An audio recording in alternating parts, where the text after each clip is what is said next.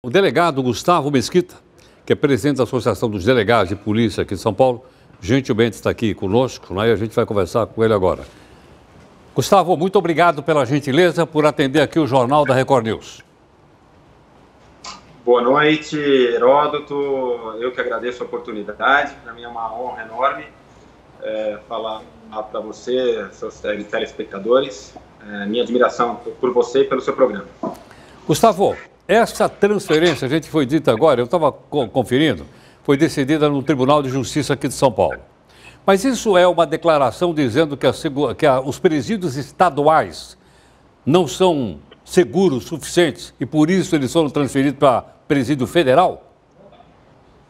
Olha, na verdade, na minha opinião, não se trata de uma questão envolvendo tão somente presídio estadual ou federal. A segurança, ela pode e deve existir, seja qual for o estabelecimento prisional, se for de ordem estadual ou federal. Eu acho que aí na questão, a grande vantagem no que tange o combate ao crime organizado, em se transferir os presos, os líderes do PCC de São Paulo para outros estados, é na questão do isolamento, né? Ou seja, no sentido de cortar qualquer ligação, seja com os demais integrantes da facção criminosa, seja com amigos, seja com familiares, dos líderes no local onde eles se encontram, onde eles prosperaram, né? Eu acho que a grande vantagem é essa. O bom seria, o ideal seria e deve ser o que a gente deve buscar, que a segurança máxima ela exista tanto nos presídios estaduais como nos presídios federais. Agora, Gustavo, essa transferência, você viu o governador falando agora, mas essa transferência também tem alguma coisa a ver com o novo ministro da Justiça, o Sérgio Moro? Olha, eu acho que ela tem a ver com uma conjunção de fatores, na verdade. Ela passa por uma decisão, uma iniciativa acertada do Ministério Público em parceria com a Polícia Civil, que realizaram um inquérito por meio da Operação Echelon e por meio dela foi constatado a existência e a atuação efetiva da organização criminosa do PCC em São Paulo, e aí então o pedido do Ministério Público, a decisão acertada também do Poder Judiciário, do magistrado que determinou a transferência e a vontade política, a coragem tanto do governador atual João Dória, também em consonância, e aí eu vejo até uma vontade do próprio governo federal, né, uma mudança de paradigma também por parte do governo federal em respaldar a segurança pública nos estados. Segurança pública é uma atribuição e uma competência dos estados, por definição constitucional, mas o papel e a responsabilidade da União não pode ser desprezado, o papel no sentido de respaldar, de dar apoio, definir metas e definir e coordenar e integrar as ações.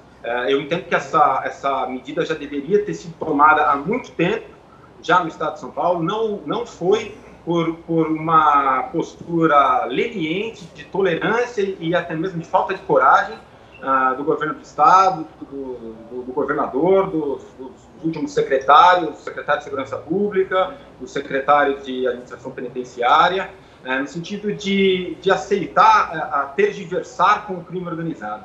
E com o crime organizado não se admite concessões, não se pode admitir concessões, porque o preço que se paga, seja a médio ou a longo prazo, ele pode e será muito caro. Gustavo, é possível a gente deduzir que havia, assim, não só uma leniência, mas um acordo não formal entre autoridades, esse pessoal, vocês ficam quietinhos aí e tal, e tudo mais, recebendo as pessoas, a gente deixa vocês aí, em compensação vocês não fazem grande movimentação, não? Olha, a gente afirmar categoricamente que existia um acordo seria algo muito temerário, né? Poderia ser muito leviano afirmar isso. Mas o que a gente sabe, nós que trabalhamos com segurança pública, a gente é uma conclusão real, no sentido de que a hegemonia de uma facção criminosa, a hegemonia do crime organizado em determinado local, ela promove, por mais estranho que possa parecer, ela promove uma pacificação social, né? Na medida em que ela elimina a briga entre facções, por exemplo, ela diminui a taxa de homicídios. O homicídio, ele não é bom para a organização criminosa. A organização criminosa, ela é uma empresa, ela pensa no lucro, ela pensa como uma empresa, realmente uma entidade privada. Então, quando ocorre um homicídio, por exemplo, dentro de uma comunidade, dentro de uma favela, isso traz a polícia para dentro da favela e prejudica os negócios, prejudica o tráfico. Então, onde se tem uma hegemonia do crime organizado, o homicídio diminui a guerra entre facções, mas nós temos que ter em mente que o preço que se paga por isso, em médio e a longo prazo, ele vai ser cobrado, passa-se por uma fase de acomodação, posteriormente uma fase de confusão entre o crime organizado e as próprias entidades, as próprias instituições públicas, onde o crime organizado integrantes do crime organizado passam a integrar cargos políticos, cargos dentro das instituições mais importantes, dentro do judiciário, dentro do Ministério Público, dentro das polícias, e isso torna o Estado refém do crime organizado. E o caminho que nós estávamos trilhando, sem dúvida alguma, é esse caminho que é muito perigoso.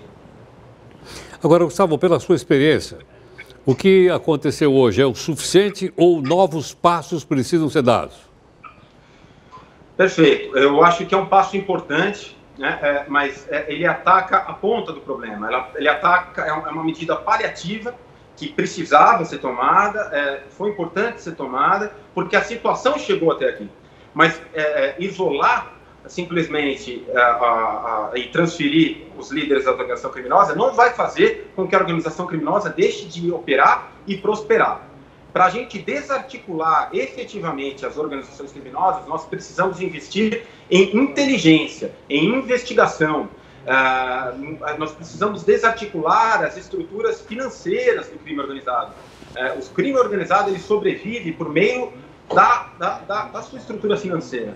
Se a gente não atacar essa estrutura financeira por meio de investigação de lavagem de dinheiro, esterilizar os instrumentos da operação do crime organizado, nós continuaremos enxugando o gelo, né? O Estado de São Paulo, durante mais de 20 anos, fez uma opção de política pública equivocada, na qual desprezou-se a polícia judiciária, a polícia investigativa, né? Porque a polícia investigativa, ela atua de forma velada, muitas vezes ela não é vista, ela não traz um resultado político imediato. Porém, é necessário investir nesse tipo de polícia que investiga, porque em linhas gerais, pode-se dizer, utilizar uma metáfora aqui, muito melhor do que subir o morro com o tanque para trazer o fuzil de lá de cima, é impedir que ele chegue lá em cima. Então, o que a gente prega é que o Estado o governo passe a olhar com muito mais atenção para essa polícia de inteligência, essa política de inteligência, ao revés, antes do enfrentamento e da força. Ok. Gustavo, muito obrigado pela gentileza por atender aqui o Jornal da Record News. Grato. Eu que agradeço. Boa noite a você, eu estou sempre à disposição. Boa noite a todos os telespectadores. Muito obrigado.